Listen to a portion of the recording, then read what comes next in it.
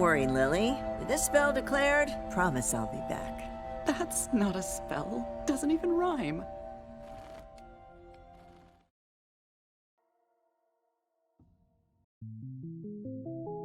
Antes de começar o vídeo, eu terminei de gravar os áudios agora e eu queria avisar que vai ter spoiler. Spoiler da primeira e segunda temporada de The Owl House. Então se você não viu nenhuma, assiste o vídeo aí de qualquer forma, mas eu recomendo você ver antes. É isso. Imagina só que temos um desenho animado com uma premissa infantil, com os episódios falando sobre o poder da amizade, da confiança e da bondade, por exemplo, mas que de repente se torna algo tão escuro e apocalíptico justamente por conta da bondade barra ingenuidade, e que também trata de vários temas, se diferenciando dos desenhos atuais, que um herói chega e salva todos, sendo escolhido, com apenas um contratempo, mas na verdade a nossa heroína é a única pessoa impotente ali, que não foi escolhida, que não é especial por ser diferente e que tem vários contratempos. Você ainda consideraria esse desenho infantil, ou será que ele tá preparando as crianças pra uma vida muito mais real? É isso que vamos ver hoje com The Owl House, ou A Casa Coruja, pra quem prefere falar isso em português. O que não é o meu caso, é sério. Bom, The Owl House é uma série de desenho animada criada por Dana Terrace e produzida pela Disney Plus. E antes de continuar, eu só queria falar que eu tô muito triste porque a terceira temporada vai ser a última dessa série e a culpa é da Disney. Sim, eu tô muito triste. Mas voltando. A nossa personagem principal se chama Luz Noceda, é essa menininha aí que tem 14 anos e vive se metendo em confusões na escola por conta da sua criatividade exagerada, se é que podemos falar assim. Mas eu só acho que ela é mal compreendida. Ao longo do primeiro episódio, já percebo que ela irrita as pessoas com as maluquices que ela inventa e irrita principalmente a sua mãe e seu diretor, porque ao que parece, ela é chamada na diretoria durante muitas vezes e de primeira eu meio que já me identifiquei com esse aspecto dela. Não em ser chamado na diretoria, né, porque se eu não vou pra escola não dá pra ser chamado, mas sim porque eu sou mal compreendido pelas pessoas mais sérias e que eu tenho como superiores, como a minha mãe. Não, isso não foi uma crítica, minha mãe é super legal, mas a sensação de fazer minhas birutices pra qualquer pessoa é como se elas estivessem me enxergando como bobo e não como se eu fosse genial.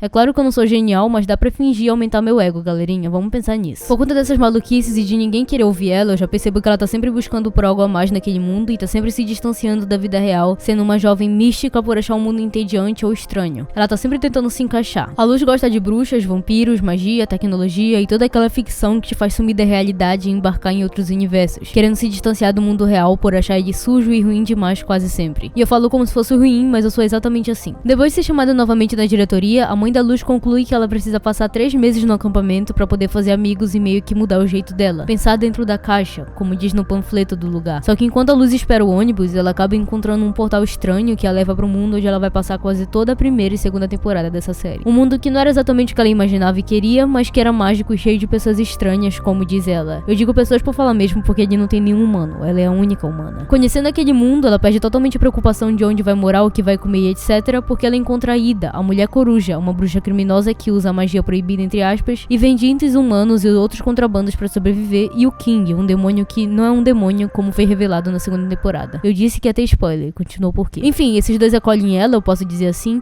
e como ela percebe que é a única humana daquele mundo, ela se inspira no livro de ficção que ela gosta, da Azura, e acha que aquele mundo de bruxas é igual ao seu livro. Mas resumindo basicamente, ela acha que é a única humana naquele mundo por um motivo e que ela tem um propósito maior, só não sabe qual é ainda. O que eu achei bem estranho foi ela não perceber que não tinha uma jornada ou que não era escolhida no fim de tudo, porque todo mundo meio que não ligava se ela era humana ou não. Eles não a idolatravam e desprezavam, nem todos, por isso. Todo mundo fica meio tipo, nossa, você é humana, que legal, mas ninguém fica abismado com isso realmente. A Ida, por exemplo, gostou que ela fosse humana porque ela poderia trazer muitos itens humanos pra vender e porque ela fez a lojinha funcionar. Ou seja, o fato dela ser humana e diferente de todo mundo não faz ela superior. Ela é a mesma pessoa do reino dos humanos, como eles dizem nas Ilhas Escaldadas, o nome da cidade que ela tecnicamente se encontra. Enfim, se ela não é idolatrada por ser diferente, ela acha que alguém poderia a guiar pra isso. No livro da Azura tem um mago que mostra o caminho que ela deve seguir. A escolhida sempre tem que seguir um caminho e todo aquele clichê. E como a Luz ama esse livro e quer se sentir especial, ela espera por um mago assim também. Ela procura por esse mago, né? Logo ela encontra um castelo e olha só, um mago exatamente igual ao do livro. Que conveniente. Esse cara conversa com ela, diz que ela é especial e que ela deve seguir um mapa pra conseguir segurar um bastão mágico e salvar as Ilhas Escaldadas de um mal antigo. E ela, muito ingênua, acaba acreditando naquilo, mesmo King tentando avisar de que aquele feiticeiro não era confiável. Enfim, no caminho pra jornada ele encontra o príncipe perfeito e um gato que faz uns enigmas. E finalmente, depois de uma jornada em uma floresta estranha, ela acha seguro o bastão mágico, se sentindo especial e cheia de propósito naquele mundo.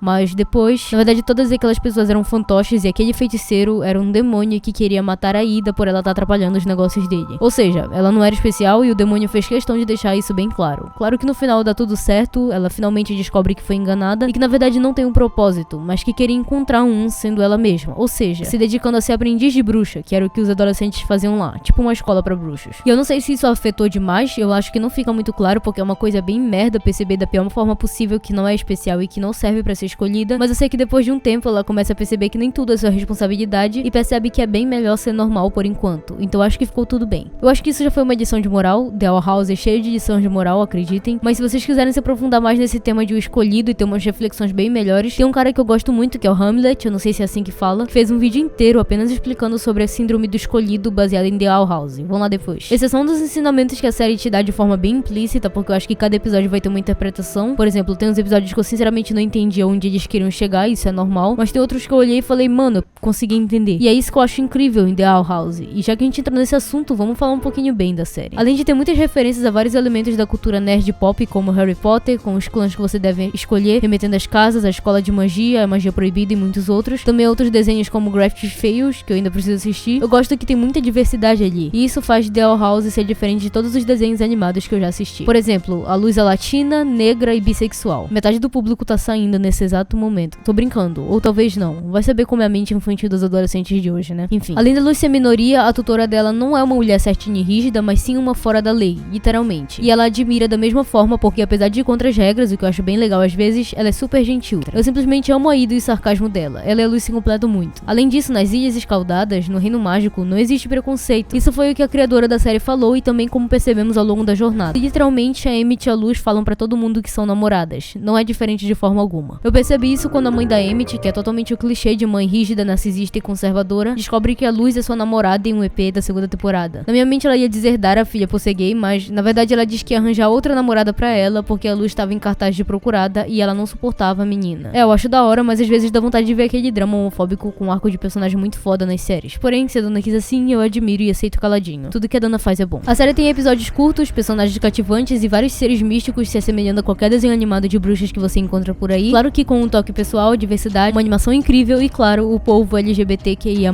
Inclusive, foi por esse motivo que eu suspeito que a Disney tenha cancelado a série. Geralmente a Disney cancela séries que não tiveram um bom engajamento ou que não tem um bom público, mas esse não era o caso porque The Owl House é meio que um sucesso, pelo menos na comunidade nerdola e queer. Então, parando pra pensar um pouco, por que cancelariam a série se ela tava indo bem até? Era uma série nova e com muito potencial. A Dana fez um post explicando que eles cancelaram porque a série não se encaixava na marca, então eu acho que já sei o que significa, mas vocês podem tirar suas próprias conclusões. Enfim, saindo um pouco desses tópicos que falamos anteriormente, da síndrome do escolhido, do quanto a série é boa e do meu ódio genuíno pela Disney ter a cancelado, eu quero falar sobre o que aconteceu de uma temporada pra outra. A verdade é que o público teve que crescer com a série muito rápido por conta desse cancelamento, porque, por exemplo, a primeira temporada era perfeita, alegre e cativante, quase sempre. Claro que nós já sabíamos de alguns perigos, mas isso foi mostrado como sendo algo que aconteceria bem depois. No mínimo umas 4 temporadas pra coisa começar a ficar feia, entende? Mas como teve esse contratempo aí da Disney, as coisas tiveram que ser apressadas mais um pouquinho e ninguém tava preparado pra isso. Vamos pegar um exemplo de Harry Potter. Os clássicos são 7 filmes / livros com um arco muito interessante, por sinal. Talvez eu faça um vídeo exclusivo pra isso. Tem Harry Potter e a Pedra Filosofal, o primeiro e um dos mais inocentes, onde é apresentado Voldemort, o vilão de tudo que quer o matar, e os perigos que o mundo bruxo passa, mas até aí tudo bem. Daí vem a Câmara Secreta, que nos prepara pra um mundo mais sombrio por ter uma pegada de terror, o Prisioneiro de Azkaban, que continua nessa pegada sombria, e o Cálice de Fogo, onde o Harry se encontra pessoalmente com Voldemort renascido, muito mais forte, e onde ocorre a primeira morte.